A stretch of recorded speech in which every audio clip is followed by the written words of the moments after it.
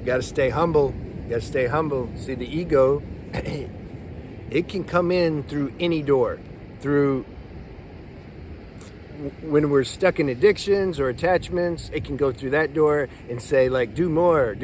Like, you can't stop, it's too hard. Or it can come in through the spiritual door. And when we are starting to do good and better ourselves, then it can come in through that door and start making us think that we're better than everybody somehow. It's like, man, you waste your energy, you look at porn, like, you're stupid, man. I don't. This is what the mind does. Even if we don't say it, even if that thought isn't articulated as a tangible thought in our mind, energetically, somehow, subconsciously, there's a tendency to kind of feel that and think that. So this is an invitation to check yourself and introspect and see, are you doing it? Not judgment, not blame, growth. Everybody does this at some point. Everybody. The question is, how long? Like, you can't help it. It's natural. You start doing things that other people aren't doing, and you start to experience like a more higher perception in life. You're more sensitive. You can start to read energy. You got to make a video about that. The ego is gonna hijack that newfound healthy experience and start trying to think like you're better than other people. So that's another lesson in stage, is to transcend that and to stay humble. Because if you don't, you'll relapse at some point, somehow. And even if you don't relapse, you'll be somehow miserable. You won't be connected to this spiritual center inside you, which is the only thing ultimately that's going to satisfy you. It's just everything else is going to fade. It's just going to fade. I don't care what kind of success you have. It will last and feel good for a while. And yeah, we're supposed to enjoy those things. But as a permanent, satiating fix, meaning you're going to be complete if you have some certain external success or worldly accolade, it's not going to happen. It has to come from inside, this uncaused, you can say, joy. But you can't experience that if you're not humble. So don't get complacent and start thinking, when you start feeling good that you're on a longer streak, you're doing something most people don't do, and I really mean that, like most people. How many's most? Let's say there's 8 billion people. How many guys are seriously like aware and practicing not losing their semen? I don't know. Probably less than 10%. Okay, let's go to another level. How many guys are actually also trying to be conscious and be free of edging, lusting, sexual fantasies, chasing female attention, attraction, all that? Okay, now I can really say probably less than 1%. Excluding if they're like babies and the instinct isn't even activated yet, or if they're just so old that it's finished. No, I'm talking about guys where we're still virile. How many people are trying to be really preserving their semen and being free of edging? Do you know anybody? Like, I know some people only because I'm like in that world. But if I wasn't in that world and attracting those people, or if they weren't coming to me for help or asking questions, I wouldn't know them. Like, nobody's doing it. They think there's something wrong with you.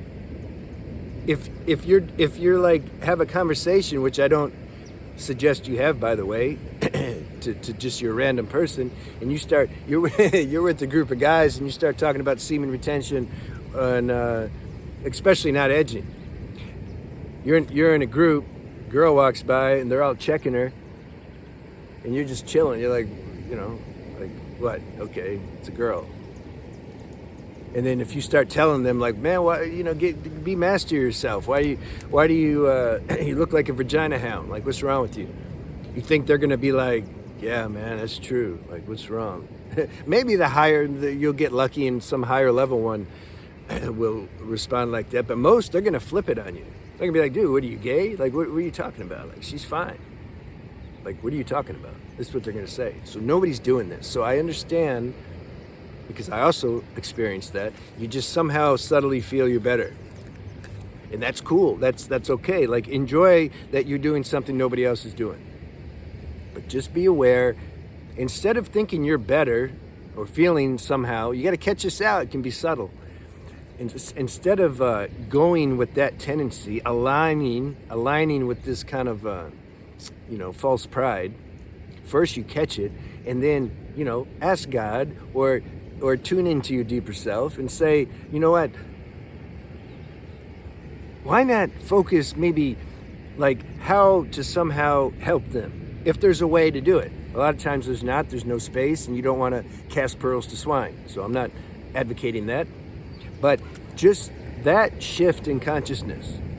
It's like, how can I help them or heal them? Or how can, God, universe, if you want me to provide some form of service, if I'm in a situation like that, or even if I'm alone and I'm having these thoughts somehow, like, man, I got it.